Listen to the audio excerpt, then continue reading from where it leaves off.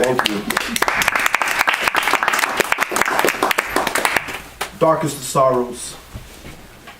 The once guarded box of Pandora. Its disclosure awakens the genie. With Satan's scepter in the hands of many, the conundrum no longer secured.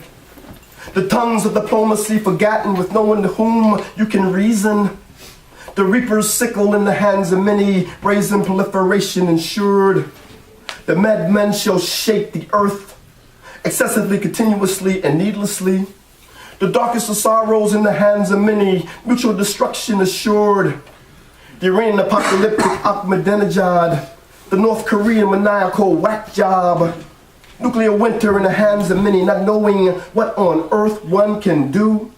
Scarred, pockmarked, pushed and battered with mushroom clouds ascending. Nuclear detonations in the hands of many, how much more can the earth endure? Death flashes slowly or fleeting with radiated dust when descending. Hideous mutations in the hands of many without countermeasure or cure. The widespread panic of humans as anarchists strangle the nations.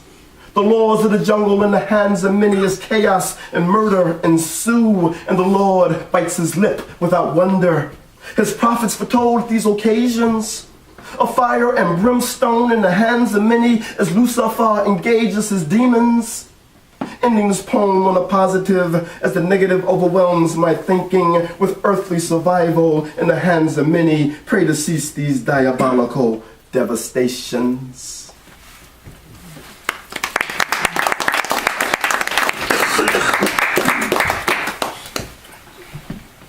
This next poem I wrote about 3 years ago. Well, longer than that, about 5 years ago.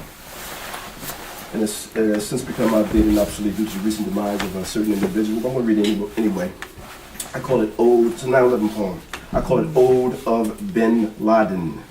And it goes like this. Revenge is not the dish best served upon the palate when sweet and savorous odors become colder. The apprehension of the python was buried upon the shoulders of amateurs who lack will to bring justice. The game of hide and seek at its end will run its course. Even children at sunsets become exhausted. The excitement becomes a bore when the game is now a chore as gaiety and merriment takes an exit. As if they didn't fall, he walks, trekking Afghan valleys and majestic mountain tops. The Kalashnikov at its ready catches a breath as he stops, as if to sing, on this clear day I will live forever. And still, as nightmare realities rippled and metamorphosed into faded dreams, it seems resolves have evolved and placed into crucibles that now dissolve vows. Dissipated promises once strewn about, forgotten and left unkept. As if they didn't fall, he speaks of jihadi revolution, global Islamization, American imperialism, Jews and Zionism.